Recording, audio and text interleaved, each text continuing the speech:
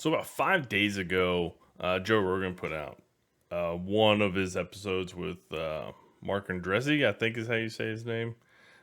He also goes by the name of Conehead because to me his head kind of looks like a cone and this one looks like a conehead, man. But last week, Joe Rogan put out this podcast with him, and this clip right here kind of just really pissed me off, and I'm kind of glad I didn't make a video about it when I first saw it because I was just really, really agitated by it, but I'll share why. This started about 15 years ago with this thing called Operation Choke Point, where they decided to, as marijuana started to become legal, as prostitution started to become legal, and then guns, which there's always a fight about. Under the Obama administration, they started to debank legal marijuana businesses, escort businesses, and then gun shops, just like your gun manufacturers, and just like you're done, you're out of the banking system. And so if you're running a medical marijuana dispensary in 2012, like you, guess what? You're doing your business all in cash because you literally can't get a bank account. You can't get a Visa terminal. You can't process transactions. You can't do payroll. You can't do direct deposit. You can't get insurance.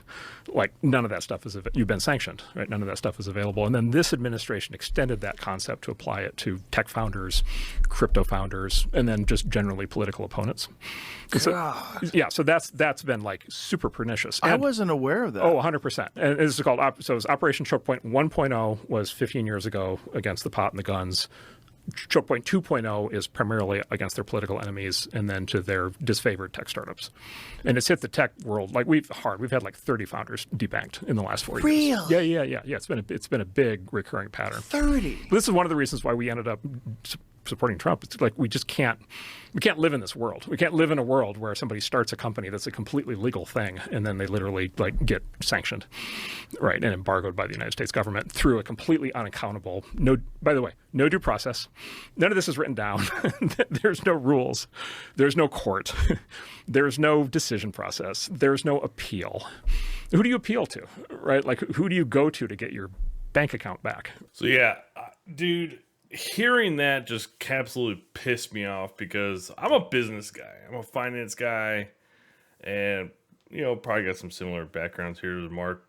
Not nearly successful though, but it's just crazy to hear how communistic, authoritarian, fascist the past two Democratic administrations have been.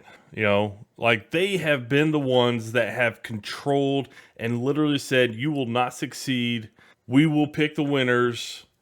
I mean, going into like an AI meeting with, administration officials and they come out and say, oh no, we're going to only have 2 or 3 winners. Like, it's just crazy. They're just picking winners and losers.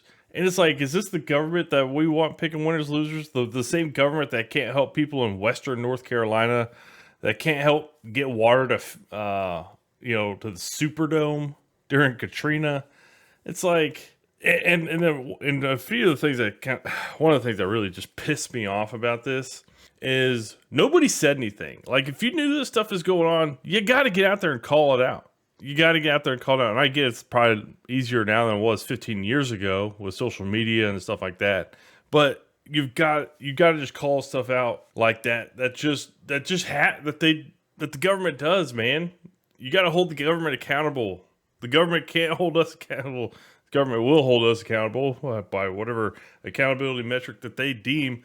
I'm even kind of pissed off here at Mark because, okay, so he's known about this for 15 years and it's like, oh man, we had to support Trump because like the Biden administration was taking away our ability to get banks accounts and stuff.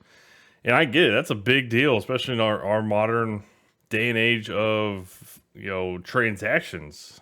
It's really difficult to run a business when you can't get bank accounts. But if he would have been one of the 2 or 3, picked winners for the AI race, would he have ever mentioned this? No, he probably wouldn't have. It's scary as shit that the government's literally out there just saying, hey, we're going to pick certain people to win, and everybody else is going to get debanked, and we're just going to control like the 2 or 3. And that, I'm kind of talking about another part of the podcast, but Dude, this guy, he dropped some bombshells on that episode with JRE. I don't watch the whole JRE. I usually just kind of get more of the snippets and stuff. But man, that one pissed me off, dude. It's just, we're more communistic than some of the communist countries out there.